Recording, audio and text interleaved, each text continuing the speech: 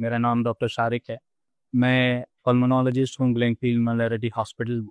आज हम बात करेंगे एक फंगल इन्फेक्शन के बारे में, फंगल निमोनिया जिसे कहते हैं, क्रिप्टोकोकस लोरेंटी। क्रिप्टोकोकस एक सीरियस फंगल इन्फेक्शन है जो हम इनहेल करते हैं, वो फंगल स्पोर्स जो हमारे एनवायरनमेंट में प्रेजेंट होता है। क्रिप्टोकोकस में 70 से ज़्यादा, मोर देन 70 स्पीशीज क्रिप्टोकोकस के पाए हैं अभी तक, जिनमें से क्रिप्टोकोकस नियोफॉर्मेंस और क्रिप्टोकोकस गैटी बहुत कॉमन इन्फेक्शन है।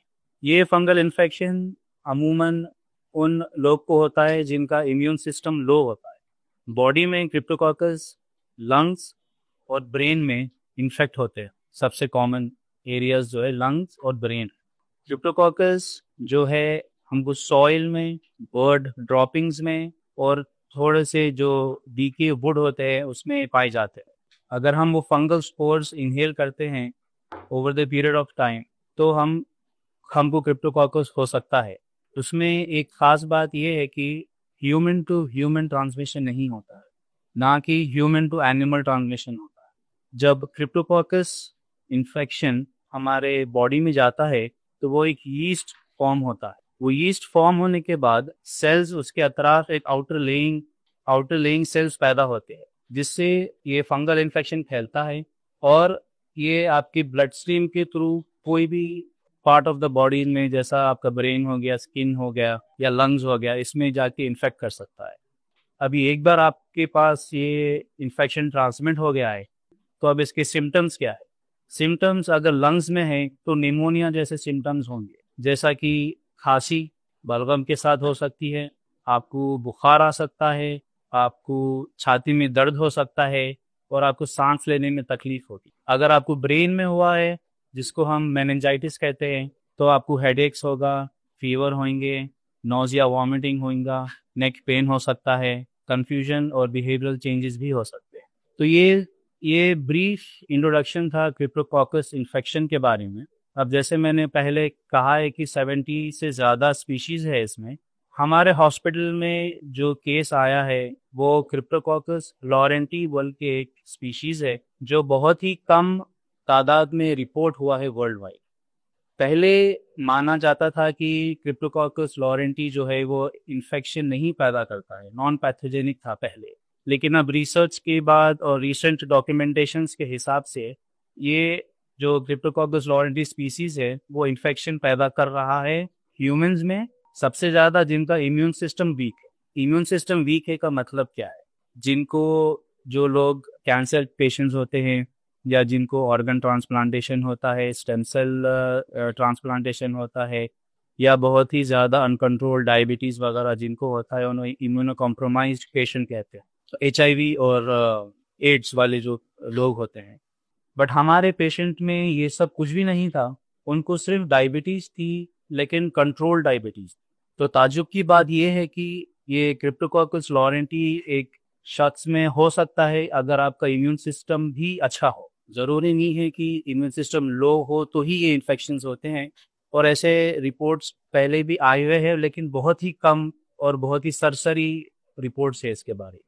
हमारे पेशेंट जो थे हॉस्पिटल में तकरीबन 63 ईयर्स के थे, वो आए हमारे इमरजेंसी रूम में कि उन्हें सांस की तकलीफ हो रही है, सांस लेने सही नहीं आ रहा है, बुखार है और खांसी है बलगम के साथ।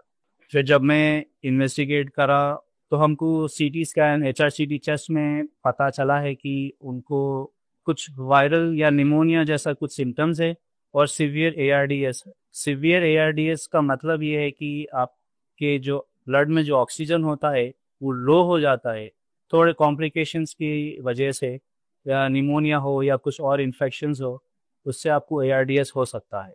तो पेशेंट का इनिशियल डायग्नोसिस था ARDS with viral pneumonia with diabetes and hypertension. फिर जब हमने और इन्वेस्टिगेट किया, आर्टीरियल ब्लड गैस लिया, तो उसमें कंफर्म हो गया था कि पीएफ रेशियो लो है और पेशेंट सीवियर ARDS में। तो उनको हमने ARDS प्रोटोकॉल स्टार्ट किया, उनको नॉन इन्वेसिव वेंटिलेशन मास्क लगाया, उनको प्रोन पोजीशन पे रखा, उनको पेट पे रखा लेटने के लिए, ताकि उनको ऑक्सीजनेशन सही से हो सके, और कई मुख्तलिफ दवाइयाँ हमने स्टार्ट की।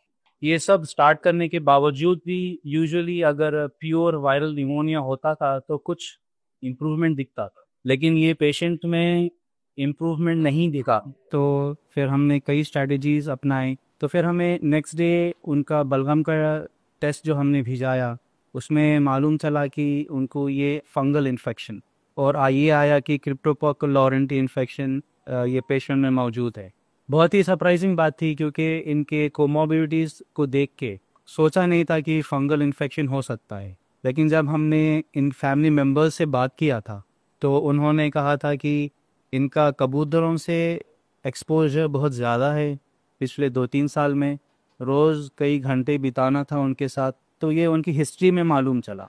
जब हमें ये हिस्ट्री में मालूम चला कि कबूतर का एक्सपोजर है, तो हम समझ सकते हैं कि उनको क्रिप्टोकोकस इन्फेक्शन होने के चांसेस है।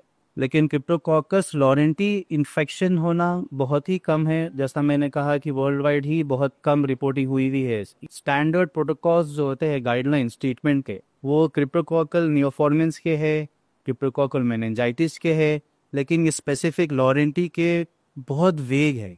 तो हमें बहुत कंटेम्पलेट करना पड़ा कि कौन सा इलाज, कौन से इंजेक्शन उन्हें देना चाहिए, कौन से इंजेक्शन उसे नहीं देना चाहिए।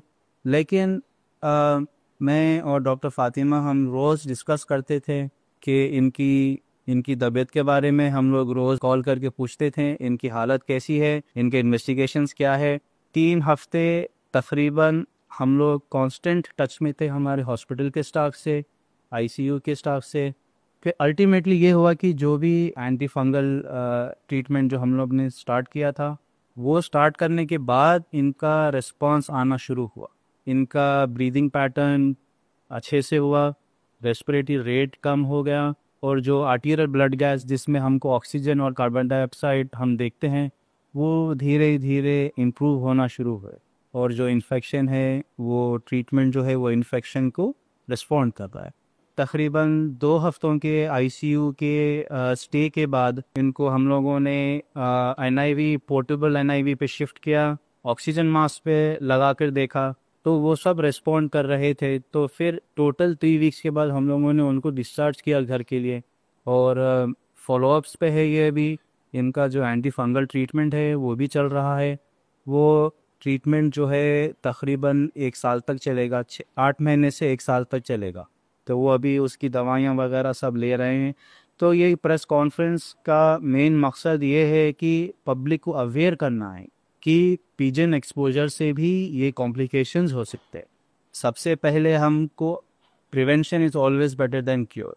तो हम क्या कर सकते हैं कि हमको ये बीमारी ना हो? फर्स्ट है कि हमें इसका एक्सपोजर जो है, जो पिजन ड्रॉपिंग्स जो होते हैं, उसके एक्सपोजर से हमको दूर रहना चाहिए। अगर वो हम नहीं कर सकते, फेस मास्क लगाने सब, फेस मास्क लगा के हम उसके बाद फिर हमको हमारे हैंड्स सैनिटाइज करना चाहिए, हमें प्रॉपर हैंड वॉश करना चाहिए ताकि वो जो भी है वो फैले ना। अगर आपके घर में कोई कबूतर खाना है, तो उसको हमको रेगुलरली साफ़ करना चाहिए। ये जो ड्राई ड्रॉपिंग्स होते हैं, उससे भी फंगल स्पोर्स फॉर्म होके हम उसे इनहेल कर सकते हैं। अब जैसा हम देखते हैं कि हमारे एसी वेंट्स पे, हमारे बालकनीज़ में, हमारे गाड़ियों के ऊपर पिजन ड्रॉपिंग्स होते हैं। हम कहीं पार्क करके आते हैं झाड़ के नीचे, तो हमको पिजन ड्रॉपिंग दिखती है। तो बेहतर ये है कि उसको जब का जब भी साफ़ कर दिया जाए। अगर साफ़ नहीं कर सकते तो उससे उसके करीब ना जाके प्रिकॉशंस लेके उसे क्लीन किया जाए, ताकि वो हम कोई भी फंगल इन्फेक्शन जो है क्रिप्टोकोकस का जो पिजन ड्रॉपिंग से होता है, हम उससे बच सकते हैं।